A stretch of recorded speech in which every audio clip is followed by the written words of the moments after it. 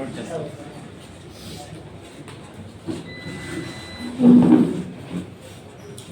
మీరే పేపర్ అండి జరుగుతున్నాయి. అండర్ ఇన్వెస్టిగేషన్ కేసెస్ కూడా ఎక్కువగా ఉన్నాయి. ఇక్కడ చీటింగ్ అంటే ఇక్కడ ధాన్యం పండే ఏరియా కాబట్టి చాలామంది ధాన్యము తీసుకెళ్ళిపోతామని బ్రోకర్ ద్వారా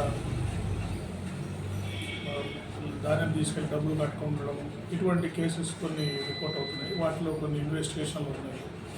ఇక్కడ ఇంజనీరింగ్ కాలేజెస్ అవి కూడా ఉండడం వల్ల చుట్టుపక్కల ఈ ఎగ్జామ్ జరిగినప్పుడు కొన్ని మాల్ ప్రాక్టీసెస్ కేసెస్ కూడా రిపోర్ట్ అయినాయి. అవి కూడా కొన్ని ఇన్వెస్టిగేషన్లో ఉన్నాయి. అవి కూడా ఇన్వెస్టిగేషన్ కంప్లీట్ చేయాలని ఆదేశాలు ఇవ్వడం జరిగింది. ప్రస్తుతం మొన్న వినాయక చవితి సందర్భంగా, బక్రీద్ సందర్భంగా కూడా చిన్న ఇక్కడ పెడమలో చిన్న ఇష్యూస్ వచ్చాయి. ఇక్కడ జిల్లా కలెక్టర్ గారు, ఎస్పీ గారు అందరూ కూడా కోఆర్డినేషన్తో పనిచేసి ప్రస్తుతానికి ఏమి ఇక్కడ ప్రాబ్లం లేకుండా జాగ్రత్తగా చూసుకుంటున్నాను. సో భవిష్యత్తులో కూడా అదే విధమైన వాచ్ అది అవసరం ఉంటుంది. అదర్వైజ్ కృష్ణా జిల్లాలో కానీ, రేంజ్ పరిధిలో కానీ ఇప్పుడున్న ప్రాధాన్యత అంశాలు మీకు తెలుసు. ఈ గంజాయి నివారించడం అనేది ఎప్పటికప్పుడు సమీక్ష జరుపుతున్నాము.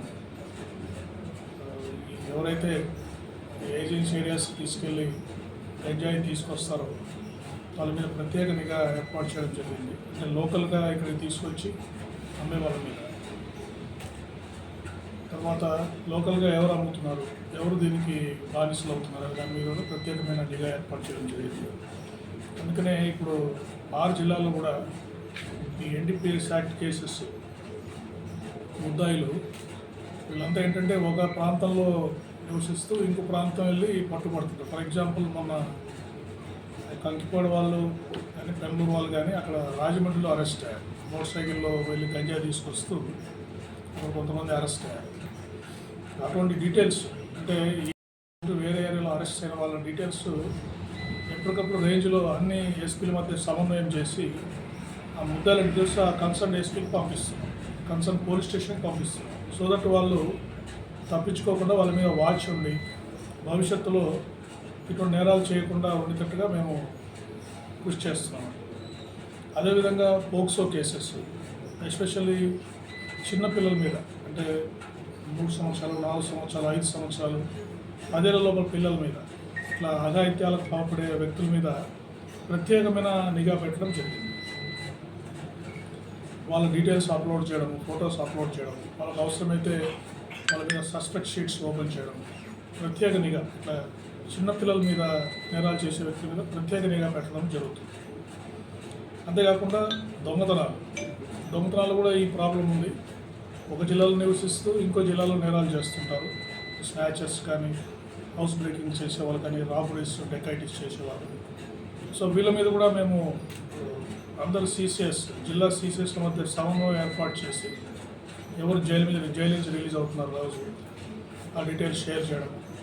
తర్వాత ఒక ఏరియాలో నివసిస్తూ ఇంకొక ఏరియాలో నేరాలు పాల్పడే వ్యక్తుల గురించి ఆ కన్సర్న్ ఎస్హెచ్ఓకి ఇన్ఫర్మేషన్ కూడా వారు వాటిని పట్టుకొచ్చి ఆ ఫొటోస్ అవి తీసుకొని ఫింగర్ ప్రింట్స్ తీయడం, వారి మీద నిఘా పెట్టడము, ఈ కార్యక్రమాలు చేసి కోఆర్డినేషన్ 6 జిల్లాల మధ్య సమన్వయము పరిస్థితిగా చూసుకొని ఈ దొంగతనాలు, పోక్సో కేసెస్, గంజాయి అనేది నియంత్రించడానికి అన్ని రకాల చర్యలు తీసుకుంటాం.